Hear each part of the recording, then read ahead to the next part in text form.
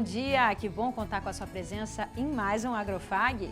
Professor Celso, bom dia, tudo bem com o senhor? Bom dia, Antonella, tudo bem? Um bom dia a todos. Para você que nos assiste pela KTV e também pelo nosso canal no YouTube, já quero te dar as boas-vindas. Aliás, professor, hoje o programa está cheio de assuntos bacanas, né? Inclusive homenagem às mulheres, né? É isso mesmo. Então vamos acompanhar o que a gente preparou para a edição de hoje e você vai conferir já já. No programa de hoje faremos uma homenagem especial às mulheres do agro. Vamos contar a história de 3 agricultoras que atuam em atividades diferentes, mas que têm em comum a força feminina no campo. No estúdio, a conversa é sobre as conquistas e os desafios que ainda estão pela frente. Em Toledo, uma granja de ovos aumenta em 5 vezes a produção com os investimentos em automatização. No Agrofag pelo Brasil, respondemos as dúvidas dos produtores que nos acompanham pelo YouTube. Você sabe qual fruta vem conquistando o gosto dos brasileiros? É a seriguela. E uma médica veterinária salva a vida de aves que sofreram lesões. Tá acordando, tá nesse dia, um biquinho novo.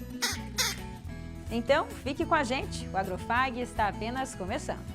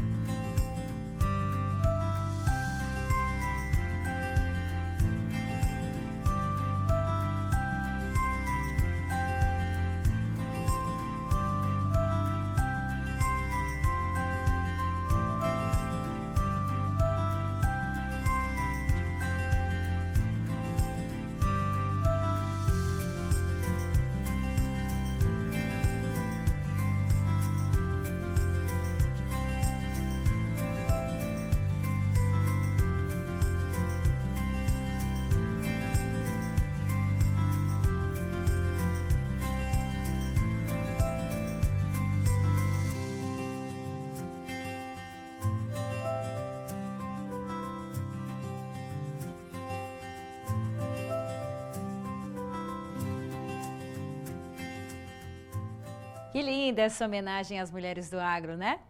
O Dia Internacional dedicado a elas foi em 8 de março, mas a gente decidiu continuar exaltando a presença das mulheres no dia a dia, na vida de todos nós. Elas que são importantes em todos os segmentos. E a gente começa o programa falando sobre o trabalho, olha só, de 2 mulheres, mãe e filha, a dona Ivanir e a Regina. Elas criam galinhas poedeiras e são responsáveis pela produção de quase 50 mil ovos por dia.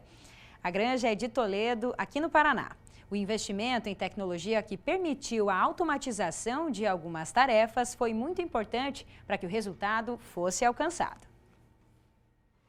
A granja Dom Cereto, em Toledo, no oeste do Paraná, está há 28 anos na atividade de criação de galinhas poedeiras. Atualmente, são 53 mil aves de postura, com uma produção de 46 mil ovos por dia. Mas para alcançar esses números, foi preciso muito investimento na modernização dos equipamentos. Dona Ivanir, que aqui aparece ao lado da filha Regina, lembra como tudo começou em 1996. Sentimos a necessidade de ter mais uma renda aqui dentro da propriedade. Então, também surgiu a oportunidade de colocar ovos de postura. Fizemos uma parceria com o Ovos Cometa na época. Começamos com 1.800 galinhas em aviários manuais, que são esses aqui. Colocamos galinha vermelha, uma fábrica de ração pequena na época, mas logo veio a necessidade de pôr mais. Então colocamos mais um aviário de 1.800, depois nós estamos aumentando até formar 4 aviários manuais de 1.800 aves. Das 4 granjas construídas no início da atividade, 3 continuam produzindo. Nelas, a estrutura é 100% manual. Alimentação em coxos de PVC, laterais do galpão apenas com telas de proteção e ventiladores para controlar o calor.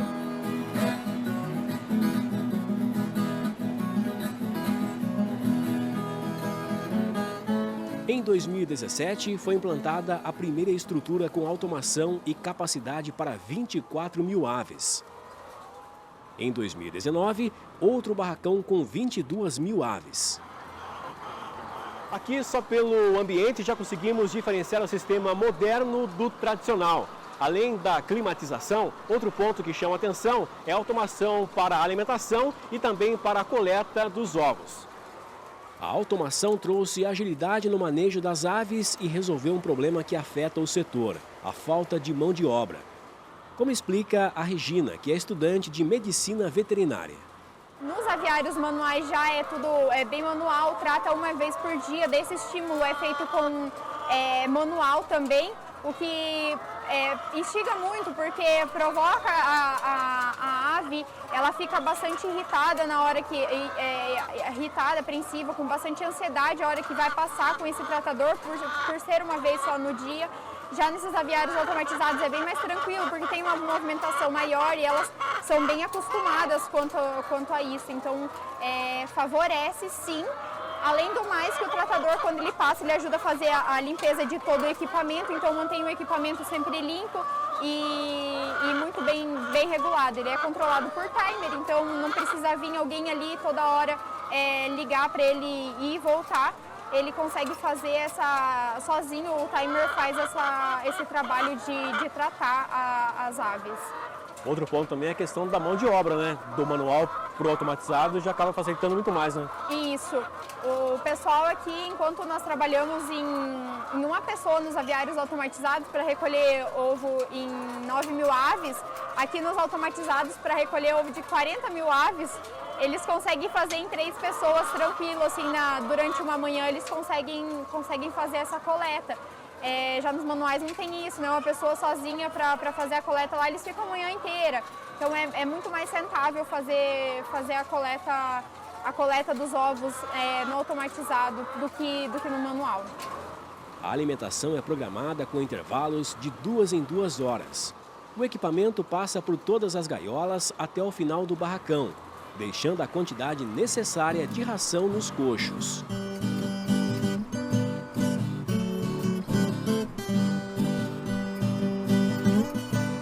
Diferentemente do modelo tradicional, aqui a coleta dos ovos é feita por esteiras que rolam sem sofrer quebras, facilitando o trabalho para armazenar nas bandejas.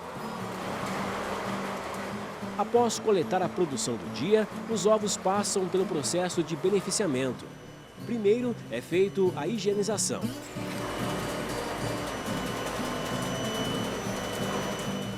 Depois, uma classificação para identificar anormalidades. E, em seguida, a separação por peso de acordo com cada categoria. Aqui nós temos um ovo jumbo, aqui um ovo extra e aqui um ovo grande.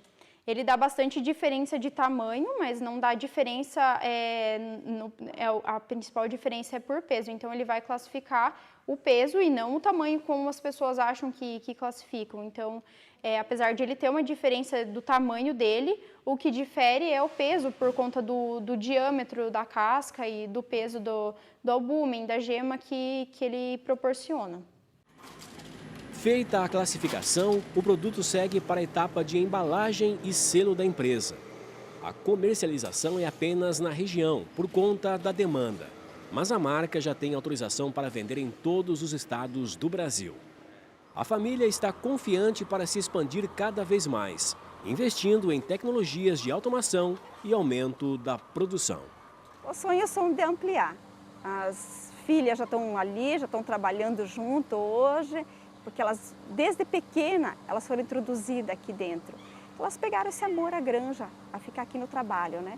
Então a expectativa é de aumentar, porque são mais famílias vindo ali, né? E crescer junto com elas.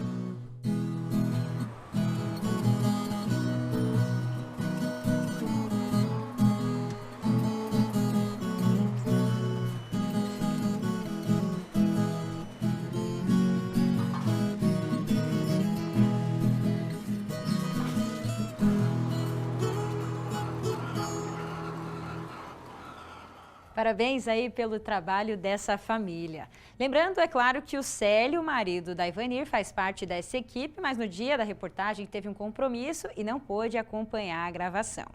Mas, professor, a tecnologia é o caminho pelo que a gente acompanhou na reportagem, né? Com certeza, Antonella. Veja bem, você tem uma produção inicial, né, de 8 mil ovos, aparentemente, né, e você vai para 50 mil ovos. É só com tecnologia. A tecnologia vai diminuir o custo, certo? E vai aumentar a rentabilidade e a produtividade.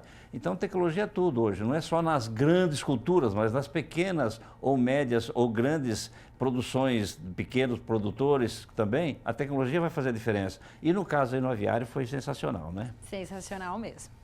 Professor, é hora da gente conversar agora com os agricultores que acompanham o Agrofag por todo o Brasil. Vamos lá. Vamos lá.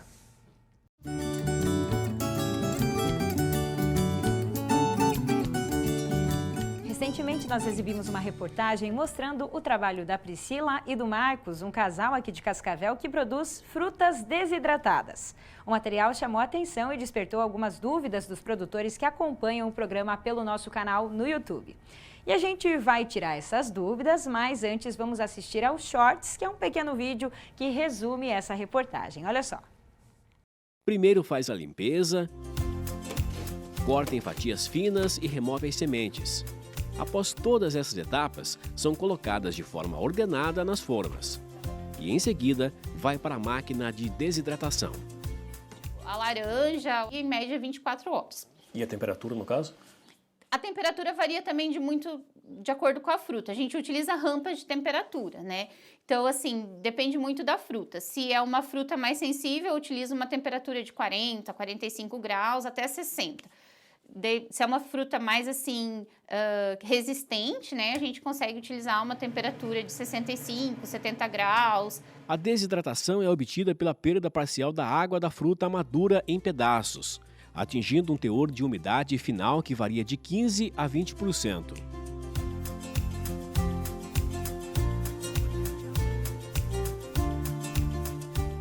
Interessante essa prática, né, professor? Muito interessante. E agora a gente vai esclarecer a dúvida da Eliana Martins da Silva, que mandou uma pergunta lá no canal do YouTube. Vamos dar uma olhada, o que ela diz. Estou começando nesse segmento, mas não sei qual valor cobrar. É por gramas ou por pacote? Poderia dar uma dica? Então, Eliana, quem traz a resposta para você é a própria Priscila. Vamos ver o que ela diz, então, a respeito desse assunto aqui. Respondendo a dúvida da Eliana sobre a questão da comercialização dos desidratados, né? A primeira coisa que precisa entender é o canal de venda que vai ser optado para comercialização. Por exemplo, se deseja se comercializar em feiras de empreendedorismo, feiras ao ar livre, ou mesmo em locais como conveniências, pontos que fazem drinkerias, a gente comercializa muito em embalagens pequenas, assim, que vão de 7 a 15 gramas. Se, por exemplo, se define como canal de venda locais como loja de produtos naturais ou chamados também celeiros, né? Ou mesmo ainda para outros empreendedores, como artesãos e pessoal que trabalha com a saboaria, nós recomendamos a comercialização por quilo ou por gramas. Então, a gente comercializa muito em embalagens assim, de 500 gramas, e lá no ponto de venda, no caso na loja de produtos naturais, eles vão comercializar a granel, mas você vai ser o fornecedor desse cliente, né? Agora, por exemplo, se você quer comercializar em site, em e-commerce, né, ou ainda marketplace, né, fazer essa comercialização online, que é muito forte hoje em dia, pode ser comercializado em embalagens menores, de 50 a 250 gramas, né, desde que todas essas embalagens estejam bem fechadinhas, bem seladas, em relação ao preço de comercialização. Então, a qual preço eu vou praticar nesse produto, numa embalagem maior. Como que a gente vai calcular a margem desse produto? Então, primeiro é entender o teu rendimento no processo da desidratação e o teu custo de produção. Então a fruta ela tem um custo variável durante o ano, principalmente, né, na época da safra ela tem um custo menor, em outros períodos ela tem um custo maior. Então você tem que fazer um levantamento do custo da fruta na tua região e o quanto que você vai levar para produzir determinada quantidade e precificar corretamente. E daí se arriscar e comercializar. Muito gentil a Priscila, né? Explicou aí todos os processos das frutas desidratadas, mas é claro, né, professor? Aí para comercializar esses produtos vai depender do objetivo de cada um, né? Você veja bem, toda a ideia, né, que de determinadas explorações vem da criatividade, vem de muito trabalho, e para você ter sucesso você tem que ter uma boa consultoria, tem que conhecer o mercado, saber como vai colocar isso no mercado, aonde você vai comercializar. Então essas ideias, elas são geniais, mas elas podem ser fadadas ao insucesso. Para você ter o sucesso bom, é uma consultoria. E existem órgãos especializados em consultoria, o Sebrae é um deles. Essas ideias são interessantes, elas surgem do nada e se tornam um grande sucesso na frente. É isso mesmo, e para ter mais segurança, planejamento, né? Planejamento total. Agora o Agrofag pelo Brasil vai dar um passeio bem aqui pertinho. E olha só, essas imagens que foram enviadas pelo Endrigo de Carvalho, que é pesquisador do IDR Paraná e coordenador do Polo de Santa Teresa do Oeste. Na última terça-feira, professores e acadêmicos da UTF-PR visitaram o Polo de Pesquisa e Inovação do IDR lá em Santa Teresa do Oeste. E teve especialistas de vários lugares nessa visita, como o professor Alessandro Rosa, do campus de Santa Helena, a professora Tassiara Horst, do campus de Dois Vizinhos, e também o professor Plamen Tomov, que é especialista em ciências do solo na Bulgária, além, é claro, dos acadêmicos. O grupo conheceu diversos estudos desenvolvidos lá no IDR. Olha aí a foto deles. Que interessante, né, professor? É muito interessante. Intercâmbio nada mais é do que uma reciprocidade de conhecimentos, né, de informações, né? Isso é interessante porque você troca conhecimento, você sabe o que está acontecendo lá e ele sabe o que está acontecendo aqui. Um exemplo claro é a Embrapa, né? Em 1970 eles foram para os Estados Unidos, adquiriram conhecimento e hoje o que nós somos? O maior produtor, o maior pesquisador de soja do mundo, né? É realmente uma troca muito bacana, né? Muito bacana. Depois de um merecido período de férias, a Isa está de volta e o assunto tem muito a ver com o verão. Afinal, quem ainda não experimentou a famosa caipirinha de siriguela, bebida típica do litoral do Nordeste do Brasil?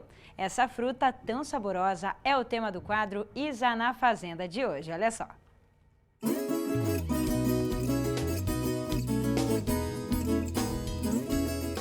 A siriguela é uma fruta tropical de sabor marcante, com uma produção expressiva, sendo cultivada principalmente nos estados do Nordeste, como Ceará, Piauí e Bahia. Nos últimos anos, São Paulo vem se destacando nessa produção. A fruta tem uma boa adaptabilidade em diferentes climas e solos, tornando-se uma opção atrativa para os agricultores. A planta prefere solos profundos, climas quentes, tropicais, com baixa umidade e é bastante resistente a longos períodos de estiagem.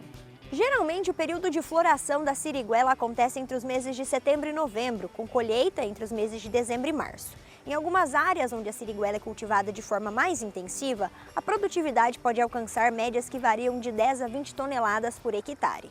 Ela é uma planta perene de fácil manejo e que não precisa de muita irrigação.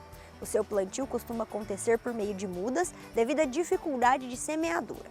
As mudas podem ser adquiridas em viveiros e floriculturas, com plantio em períodos chuvosos. A siriguela tem amplas oportunidades de crescimento e potencial para impulsionar as exportações, gerando empregos diretos e indiretos ao longo de sua cadeia produtiva. A diversificação de produtos derivados da siriguela, como sorvete, geleia, sucos, licores e também em pratos salgados, pode agregar valor à cadeia produtiva, fortalecendo a posição da fruta no cenário agroindustrial brasileiro. Não deixem de acompanhar o @agrofag nas redes sociais. Nos vemos na semana que vem e até lá! Obrigada, Isa. E agora vamos acompanhar como encerrou a cotação dos grãos nessa semana.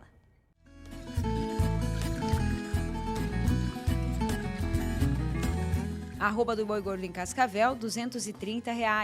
O quilo do suíno, R$ 6,03. E o quilo do frango, R$ 4,14. No próximo bloco, 3 histórias que resumem a força da mulher no agro brasileiro. No estúdio, conversamos sobre as conquistas e os desafios que ainda estão pela frente. Daqui a pouco.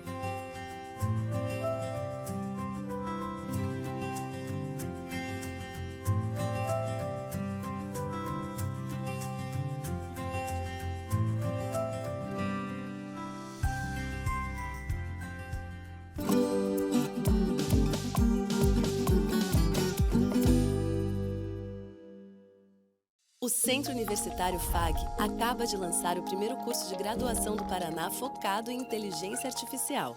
A evolução e a inovação presentes em nossa região abrem oportunidades de rápido crescimento profissional e alta remuneração no Brasil ou no exterior. Faça parte desse mercado. Inscreva-se na primeira turma e garanta um laptop de última geração. Não perca tempo. Acesse fag.edu.br/IA e saiba mais. Centro FAG. Excelência em educação e inovação. Colégio FAG Bilíngue. Somos uma escola sedimentada em valores familiares, focada na excelência da qualidade no ensino. Surpreenda-se com nossa estrutura padrão internacional. 120 laboratórios de ensino de última geração, hortas, fazenda, trilha ecológica, 8 parques externos e 2 internos, centro multiesportivo, auditórios e muito mais. Agende sua visita. Estamos prontos para receber você e sua família. Colégio FAG Bilíngue. A universidade começa aqui.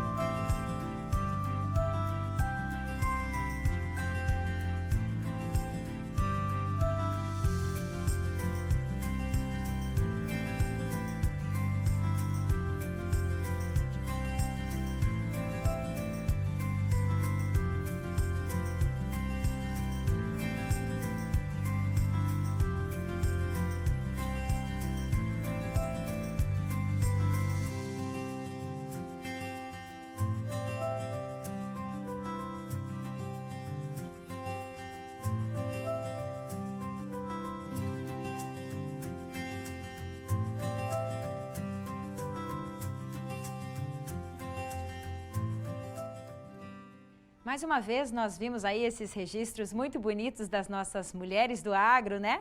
E a gente continua com essa homenagem às profissionais que trabalham com o campo e que a cada dia assumem papéis de maior relevância no setor.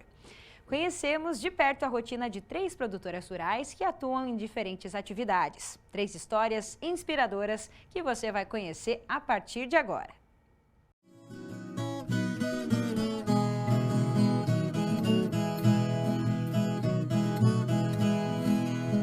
A rotina da Emanuele, ou melhor, da Manu, como todos a conhecem, começa bem cedo. O motivo é esse aqui, a criação dos animais. Em torno de 4 horas a gente começa a rotina delas, né?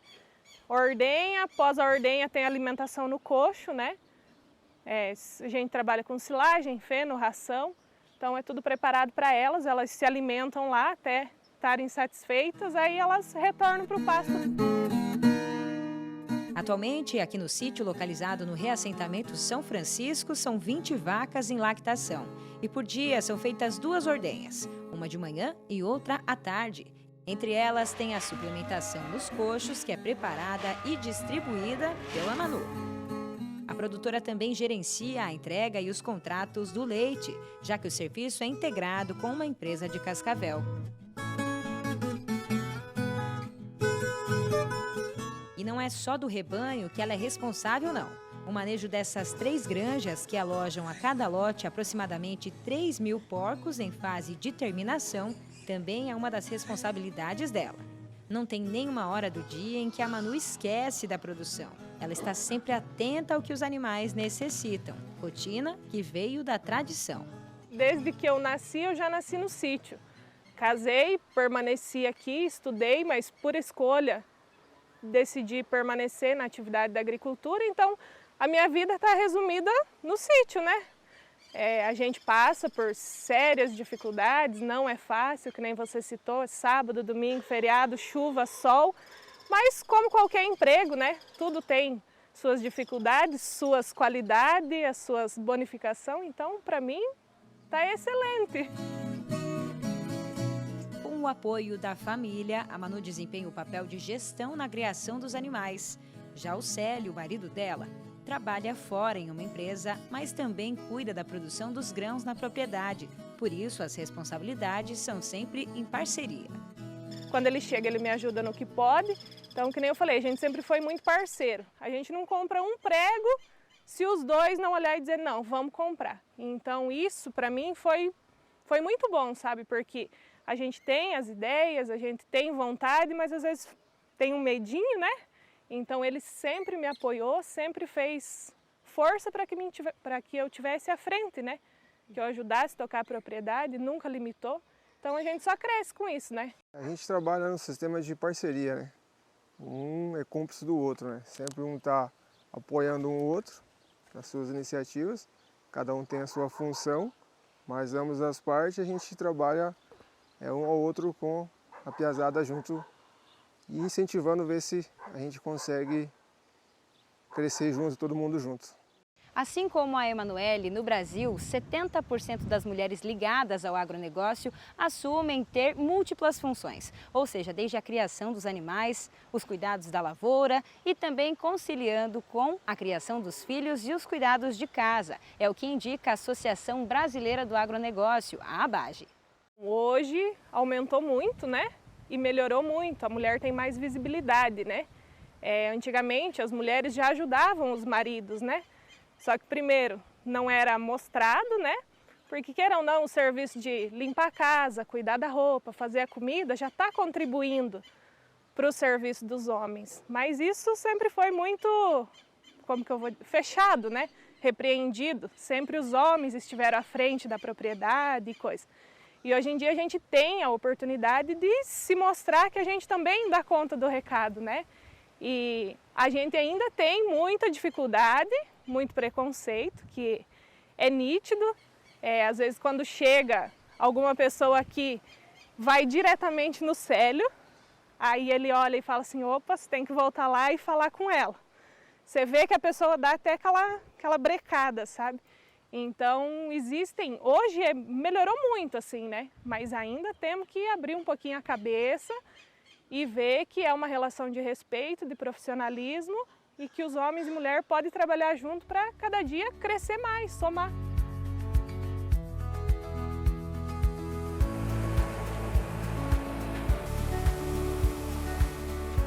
Da pecuária em nível familiar à produção de grãos em larga escala. As mulheres estão liderando equipes e assumindo funções em busca de técnicas atualizadas para os manejos nas propriedades. Esse é o caso da Tainá. A gente está fazendo colheita de milho verão aqui na propriedade. É uma cultura que às vezes muitos produtores não apostam, né? Apesar de ser super importante para o equilíbrio de estoque de milho aqui na nossa região. E muitos apostam na soja, a gente sempre separa um pedacinho para fazer a cultura de milho verão, que é super rentável e muito produtiva. Agricultora e engenheira agrônoma, hoje ela toma conta de 6 áreas no interior de Cascavel. Além do milho verão, o controle das operações de lavouras de soja, trigo e aveia também estão sob o olhar dela, desde que assumiu o compromisso de cuidar das fazendas da família. A nossa rotina se divide muito em relação a esse equilíbrio escritório-fazenda, né? A gente trata a fazenda muito, de fato, como uma empresa, eu acho que isso é primordial, e dentro disso requer toda uma organização, né? Então, a gente tem pessoal que ajuda no financeiro, no contábil, no RH, tem os gerentes de fazenda, tem os meninos das operações, né? E o ponto-chave é a organização para que essa equipe itinerante consiga atender todas as áreas, né? Dentro desse timing da agricultura que é tão importante, que a gente, de fato, não pode perder. E a gente vem trabalhando nesse sentido, essa organização de estar atendendo a tudo, a todos. O processo até a coordenação levou tempo. No início era apenas observação do trabalho na prática. Eu sempre tive muita cautela, aguardei bastante o tempo certo de poder iniciar as operações, né? Comecei bem lentamente, primeiramente observando, né, como é que os outros faziam, como é que meu avô fazia. E aos pouquinhos eu fui pegando pequenas obrigações dentro da fazenda, fui assumindo responsabilidades e de fato demonstrando resultado, né? Eu acho que é para isso que a gente está aqui, é isso que a gente tem que fazer. Então, contra fatos não há argumentos, né? A responsabilidade pelo trabalho não é apenas com a coordenação das lavouras, mas também com a gestão das pessoas que trabalham nas fazendas. Acho que um grande diferencial do olhar feminino sobre a propriedade é você enxergar isso como uma unidade, como uma engrenagem, né? Então é muito importante que tudo esteja dentro dessa engrenagem, tudo girando. Assim como o trabalho aqui no campo é importante que a casa deles, né, esteja bem, que eles estejam bem atendidos, que as famílias estejam em harmonia, porque a fazenda é um local de moradia, né? Não é só um local de trabalho. Então você enxergar isso como uma unidade é super importante. Para a Tainá, o contato com outras mulheres, colegas de profissão, é fundamental para fortalecer o seu trabalho.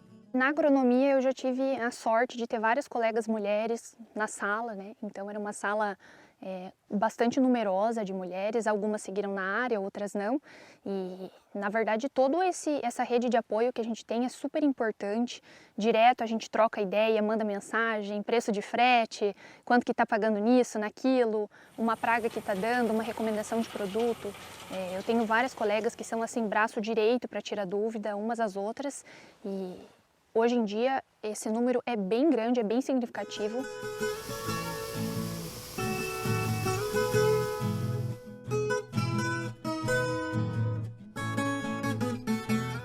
Quem também coordena a equipe, só que em sistema de cultivo protegido de olerícolas, é a Bruna.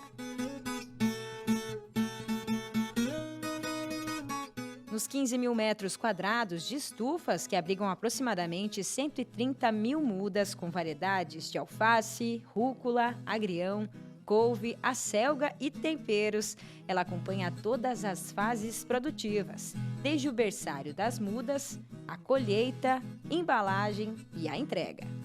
Eu gosto muito da área. Eu adquiri o gosto da verdura, né, de trabalhar com a olericultura. E vejo que é um ramo assim que os futuros agrônomos, eu vou ser agrônoma daqui a um tempo, eles não têm o gosto muito por essa área, né? E eu já quero me especializar nisso. Acho que o mercado precisa de especialista nessa área porque é um setor que sempre cresce, né? Sempre o povo está sendo mais saudável e demandando mais de olericultura, de verdura. E a Bruna gostou tanto da atividade que não ficou cuidando apenas do manejo nas estufas, não. Ela percebeu que havia um problema na hora da entrega dos produtos. Eu tirei minha carteira, categoria D, para ajudar mesmo meu pai, porque ele estava necessitando de motorista, às vezes um motorista que já tinha que fazer outras funções aqui, né? E ele estava sempre faltando funcionário e daí eu decidi tirar a categoria D, tirar a carteira, alterar, né, para estar ajudando ele. É um pouco diferente do que a gente enxerga no mercado, assim, cotidiano. Duas mulheres fazendo entrega, né.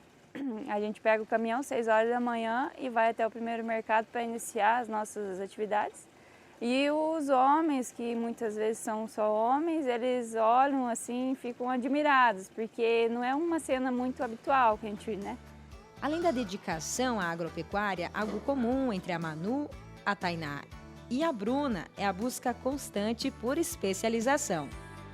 Eu terminei o ensino médio, após isso, acho que 1 ano, 2, eu cursei pedagogia, passei num concurso da prefeitura, processo seletivo do estado, aí foi onde eu dei aquela balançada em qual profissão eu ia seguir. Aí sentamos, eu e o Célio, colocamos tudo na ponta da caneta e eu decidi que aqui era o melhor para mim, porque eu conseguia ter um trabalho, ter uma renda e conseguia conciliar a criação dos meus filhos, né? Porque queira ou não, eles sempre estão junto comigo, então a gente sabe que se trabalhar de empregado, certos momentos não pode estar junto, né? A gente tem que abrir mão disso, então isso hoje eu consigo ter no meu controle. Eles estão sempre amparados por um de nós. Eu acho que o recado principal é resiliência e capacitação profissional. Eu vejo a melhor forma de você se inserir, tanto na agricultura quanto qualquer profissão, é você ter capacitação, né? Então você vai com resiliência, você vai conquistando o teu espaço, você vai devagarinho mostrando as tuas habilidades, as tuas competências e com a capacitação você consegue de fato mostrar que você é uma profissional, que você tem técnica e o fato de ser um homem ou ser uma mulher é um mero detalhe perante tudo aquilo que você pode agregar na propriedade. adquirindo conhecimento, você abre muitas portas, né? E a mulher hoje no agro participa muito, né? Tem uma participação assim muito firme no agro. Então, depois desse conselho, para ressaltar o apoio às demais profissionais que atuam direta ou indiretamente com o campo, elas deixam um recado. Um feliz Dia das Mulheres para todas as mulheres da cidade, em especial as do campo, a qual hoje eu tenho a minha vida mais ligada aqui, né? Então a gente sabe o quanto a gente batalha e é guerreira. Então, feliz Dia das Mulheres, aproveite seu dia e não desista dos seus sonhos, corram atrás de tudo, que tudo dá certo. Feliz Dia das Mulheres para todas as mulheres do campo e da cidade. Elas são muito firmes, a gente, né? Eu me enquadro nisso. Quero desejar que tenham um feliz dia e que não tenham vergonha de dizer que são agricultoras, que são do agro, porque esse setor está crescendo demais e cada vez mais demandando das mulheres dentro desse setor.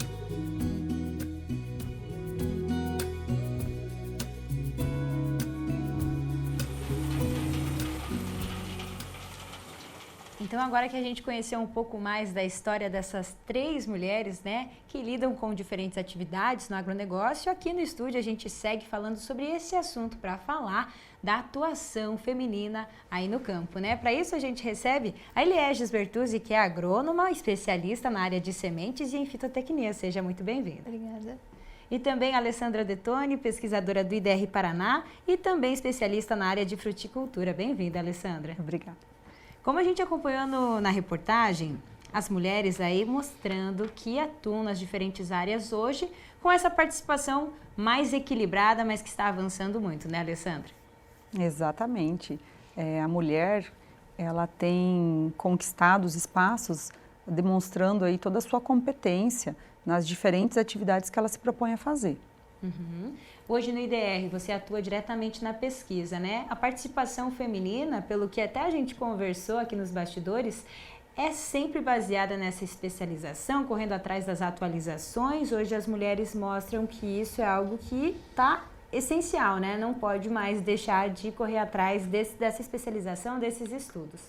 Com certeza, você precisa, naquilo que você se propõe a trabalhar, se especializar, se capacitar, independente do sexo, feminino ou masculino. Uhum. E Eliéges, eu quero até ressaltar aqui também, você, ano passado, então, né, teve a nomeação na revista Forbes como uma das doutoras do agro brasileiro. Quero que você fale um pouquinho dessa participação feminina na pesquisa, na área das sementes. Hoje você vê também que esse incentivo que você teve no ano passado motivou outras mulheres, vieram te relatar isso, como é que foi? Com certeza. Primeiro que eu fiquei muito feliz com a homenagem, né, que foi uma homenagem feita pela Forbes, às 100 doutoras do agro no Dia Internacional da Mulher Rural, dia 15 de outubro. E a própria empresa, né, hoje eu atuo na Copavel, também o pessoal ficou muito feliz, muito contente. Depois fizeram uma reportagem comigo na capa da revista Copavel. E isso, muitas mulheres, assim, principalmente da área do agro, colegas da faculdade, do doutorado, de profissão, vieram enaltecer e também se sentiram que elas também são capazes, que elas também se sentiram homenageadas também. Então, foi uma representação, algo assim que levou todo um time junto, né? Foi uma representação dessas mulheres todas que estão no dia a dia, que foram atrás, que estudaram, que se especializaram e cada vez mais têm buscado se preparar para estar atuando no dia a dia nas suas áreas particulares aí. No início da minha carreira, em 78, no norte do Paraná, Londrina sertaneja, eu tive a felicidade quando nós contratamos uma pessoa para atuar no campo, a primeira mulher da região a trabalhar no campo.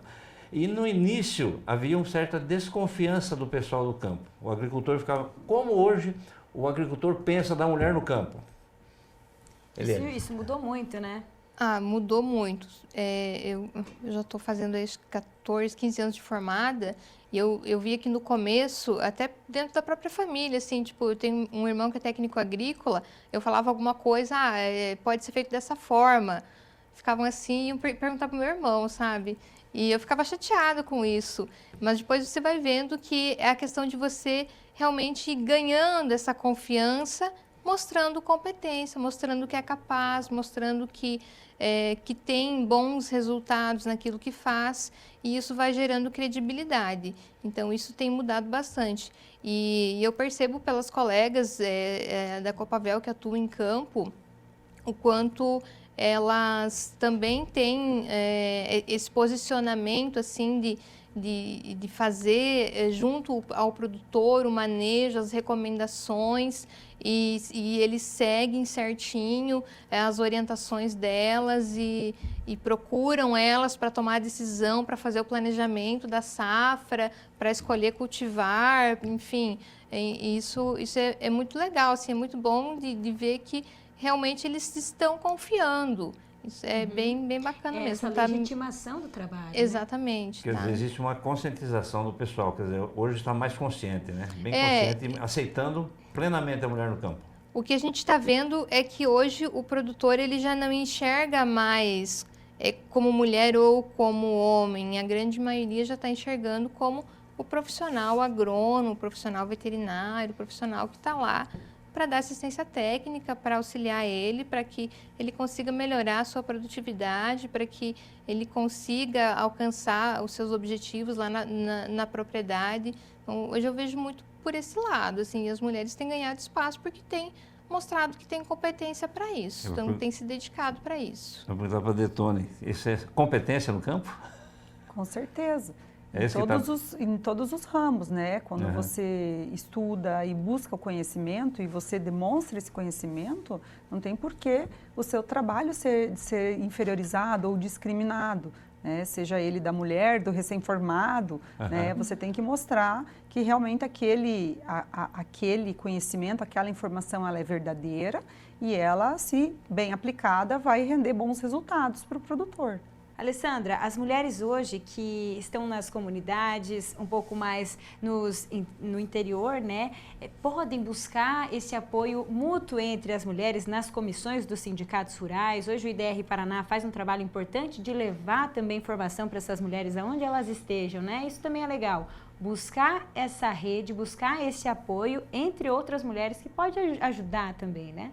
Com certeza, o acesso ao conhecimento ele está muito mais fácil, né? Até em função da questão da internet e da própria questão dessas organizações, como você citou, dos sindicatos rurais, do próprio Senar, do IDR, que tem um trabalho de extensão também muito forte junto com os produtores. Então, às vezes, há necessidade dessa pessoa ir buscar esse conhecimento, né? Porque ele está aí disponível e existem várias formas. Então, como você cita, a questão dos sindicatos rurais é um meio bem interessante de facilitar o acesso dessas mulheres a esse conhecimento, bem como com outros órgãos, o próprio IDR Paraná, que está sempre levando conhecimento através de dias de campo, através de cursos. O próprio Senar também tem esse trabalho intenso com as mulheres que buscam esse conhecimento. O professor Celso hoje, ele aqui na nossa entrevista, ele ficou mais quietinho, mas eu vou até ressaltar para vocês, ele tem feito um papel muito legal no projeto Mercado e Pesquisa, né, professor? Sim, incentivando meninas, mulheres dentro da agronomia a seguir na pesquisa também, né? Isso é importante mostrar que as mulheres estão com tudo. A gente procura fazer um equilíbrio, né? E geralmente quando você faz um trabalho de pesquisa, que nem o Mercado de Pesquisa nosso, é muito normal aparecer mais homens para fazer o seu bolsista do que as mulheres. Então a gente procura fazer um equilíbrio, mas me surpreende a quantidade de estudante do sexo feminino que está se dispondo a trabalhar no mercado de pesquisa. E isso é bom porque vai capacitando essas pessoas que quando sair lá na frente já tem um pré-preparo da faculdade muito mais adequado, né? E me surpreendeu realmente, né? Então, vamos dizer assim, hoje você tem outra surpresa também, que eu vejo na parte feminina, muita sucessão familiar, né? Continuidade da propriedade, né? Sendo conduzida por mulheres, né? Então a gente vê um sucesso muito nisso, né? E vê que quando elas assumem, parece que a coisa dá um pulo melhor, né? Vamos pular em cima, né? Então poderia até comentar, né, se vocês tivessem algum exemplo, comentar sobre a sucessão familiar da parte feminina na sucessão familiar. Até porque as condições no campo hoje em dia, elas são a acessibilidade a tudo, né? Desde estradas rurais, internet, tudo facilita também essa sucessão. Porque antigamente a maioria das pessoas falava assim, você tem que estudar para ser alguém na vida, para sair de casa, porque aqui no sítio é ruim e tal. E hoje em dia não é mais assim. Sim. Então, nos próprios cursos de agronomia, a gente percebe que muitos vão, estudam, mas voltam e aplicam na propriedade aqui. Então, isso favorece muito essa questão da sucessão familiar, porque as condições são prazerosas de ficar no campo, né? Você tem condições de desenvolver N atividades, mesmo estando no campo. E até pode parecer clichê, né? Mas tem as brincadeiras que o pessoal faz na internet, que antigamente é sair para estudar para ser alguém. Isso. Hoje não, hoje você tem que sair para estudar para poder ficar no campo, porque hoje o campo tem muita tecnologia, então você tem que ter a informação, o conhecimento para você também ser bem-sucedido no campo.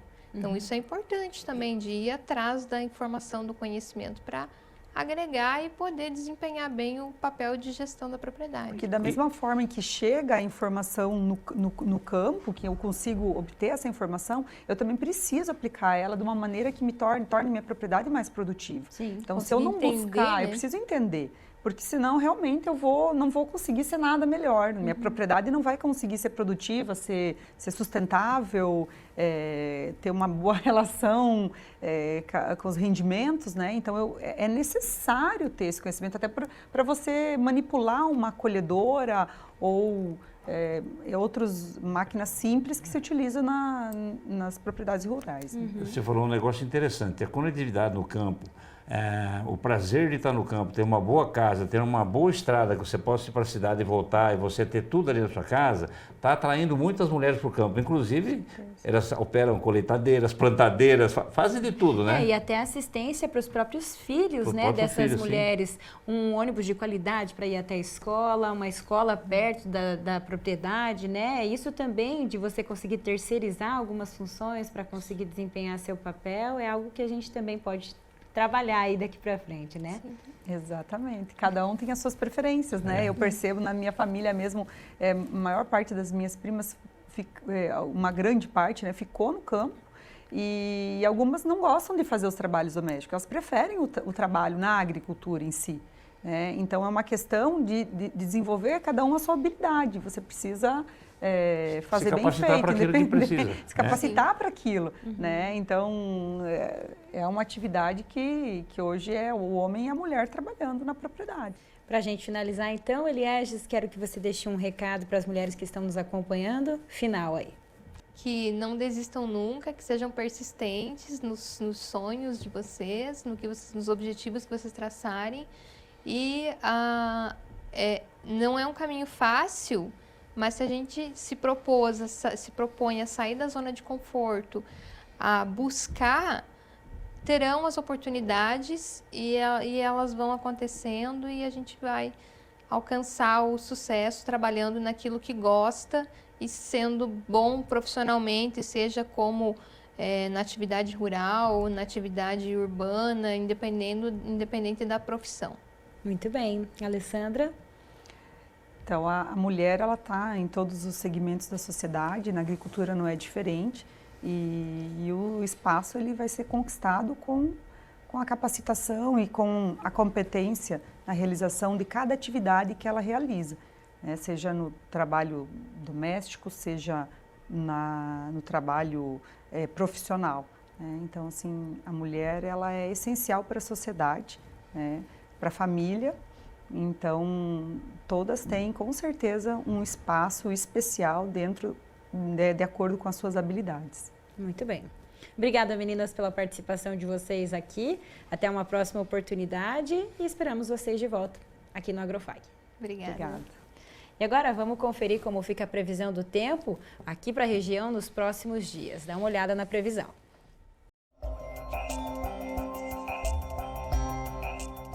No sábado, o deslocamento de uma frente fria na altura do sul do Brasil e o calor expressivo influenciaram na instabilidade do tempo no Paraná. Essa condição se estendeu até hoje, trazendo pancadas de chuva distribuídas pela maioria das cidades do estado, que se intensificam à tarde. Ainda assim, as temperaturas vão seguir quentes. No oeste paranaense, apenas hoje o tempo apresenta grande nebulosidade. No restante da semana, o céu permanece claro. Nesse domingo, Cascavel apresenta temperaturas que seguem entre 22 a 30 graus. A indicação é de que pancadas de chuva ocorram à tarde e não devem somar um volume intenso. Amanhã, tempo estável, com uma maior concentração de nuvens no céu apenas. Na terça e na quarta, o sol prevalece na cidade. A mínima nos próximos dias é de 21 e a máxima é de 31 graus. Na cidade de Três Barras do Paraná, as condições são as mesmas. O tempo segue fechado depois do volume significativo de chuvas desse sábado. Mas amanhã a condição já muda e o tempo vai continuar firme por lá. Termômetros indicam sensação térmica de calor mais intenso, de 22 a 33 graus. E lá em Assis, hoje, apesar das pancadas rápidas de chuva, o tempo não deve refrescar muito. A sensação também segue de amanhã até quarta-feira. Os próximos dias, então, serão bastante ensolarados. A temperatura máxima pode chegar aos 33 e a mínima não fica abaixo dos 23 graus. Depois do intervalo, uma médica veterinária usa a reconstrução ortopédica para salvar a vida de animais. Um biquinho novo.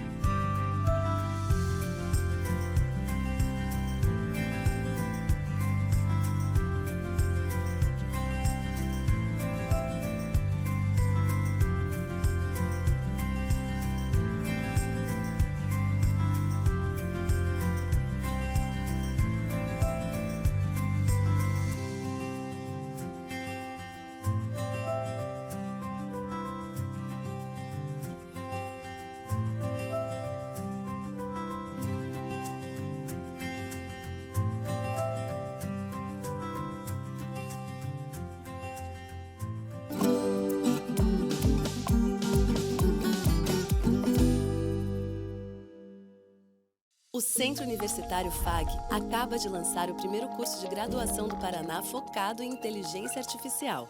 A evolução e a inovação presentes em nossa região abrem oportunidades de rápido crescimento profissional e alta remuneração no Brasil ou no exterior. Faça parte desse mercado. Inscreva-se na primeira turma e garanta um laptop de última geração. Não perca tempo. Acesse fag.edu.br/IA e saiba mais. Centro FAG. Excelência em educação e inovação.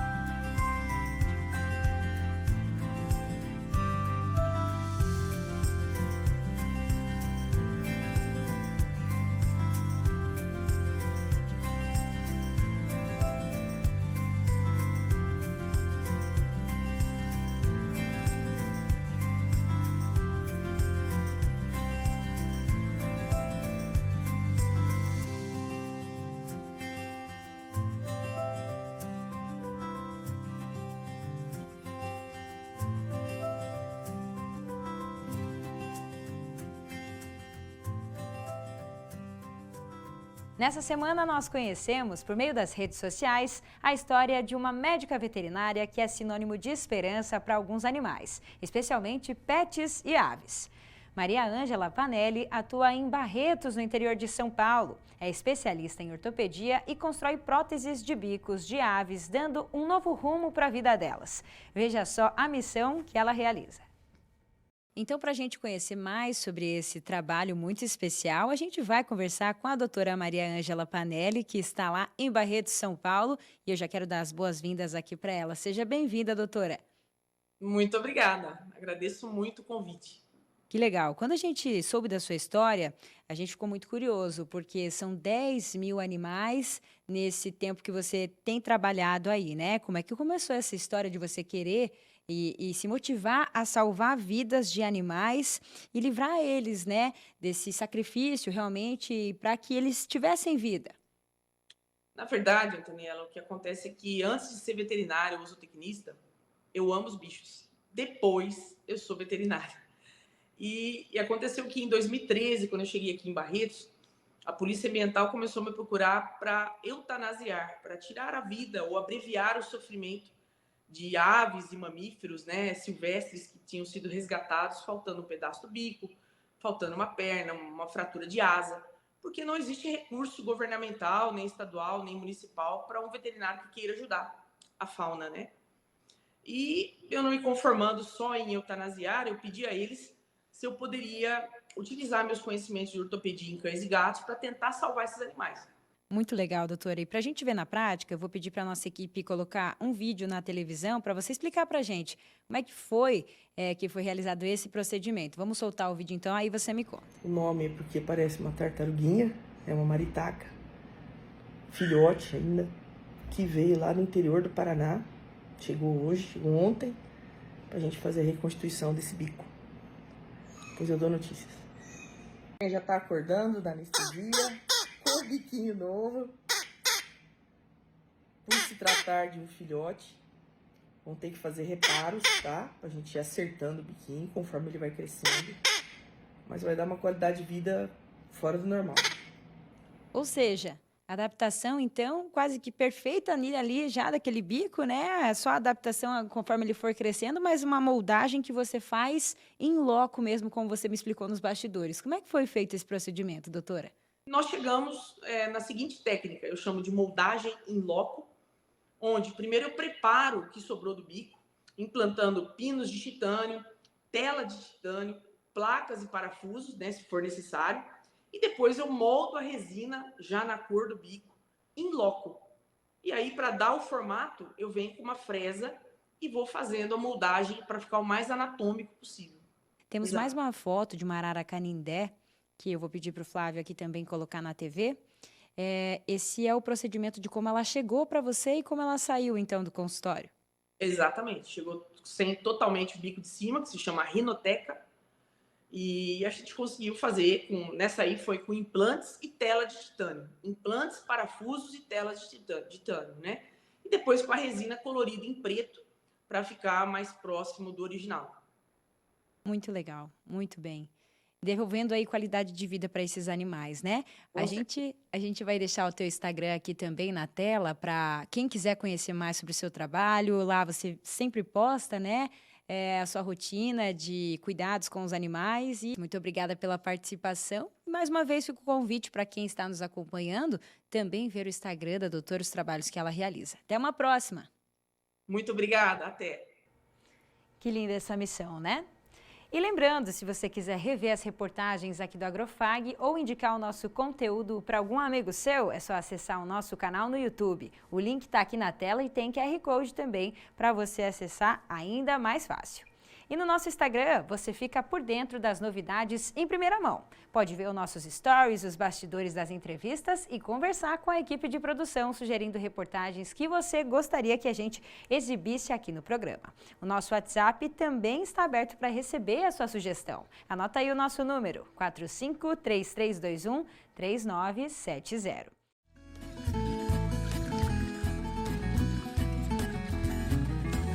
Arroba do boi gordo em Cascavel, R$ 230. O quilo do suíno, R$ 6,03 e o quilo do frango, R$ 4,14. Eu quero conferir com vocês as nossas indicações aqui que a nossa produção preparou para essa semana. Então vamos dar uma olhada nos cursos? Professor Celso, curso Olericultura, Nutrição, vai ser realizado na área aqui a partir do dia 18, vai até o dia 22, das 8 horas da manhã até as 5 da tarde. Público-alvo, então, são produtores e trabalhadores rurais, no geral. Temos mais cursos aqui do Sindicato Rural em parceria com o Centro FAG dessa vez. Produtor de bovino de leite, manejo e ordenha. Vai ser realizado aqui na FAG do dia 2 ao dia 4 de abril, 8 da manhã até as 5 da tarde é o horário e também voltado para produtores e trabalhadores rurais, no geral, que tem interesse aí nessa área de bovinocultura de leite. Vamos para agora as fotos das nossas redes sociais, professor? Vamos lá. Essa foto aqui eu tenho uma curiosidade para falar sobre ela. Meu avô, Aleixo, plantou essas rosas há muitos anos e hoje quem cuida delas é o meu pai. Então, eu já quero destacar essas rosas muito cheirosas lá do sítio. Que bacana. Que bonitas, né? Muito bom. Muito bem. Vamos para a nossa próxima foto agora. É o milho safrinha aqui da Fazenda Escola da FAG. Olha só, com a visão de Cascavel no fundo. Bonita foto, tá bem bonito a coloração do milho. Desenvolvimento aí do milho indo bem, né, professor? E também temos uma foto que eu vou deixar o senhor me contar. Professor Eluir, lá na fazenda dele, lá no Espigão, né? Uma paineira bem florida, a copa toda, muito lindo. Muito florida, né? Olha só que rosa mais bonita e mais vibrante, né, dessa árvore. Que legal. Muito bem, então é com essa foto que nós encerramos as nossas redes sociais. Professor, domingo que vem estamos juntos novamente, reforçando os parabéns às mulheres que atuam no agro, né? Com certeza, parabéns às mulheres, até domingo que vem. Até a próxima semana, pessoal. Tchau, tchau.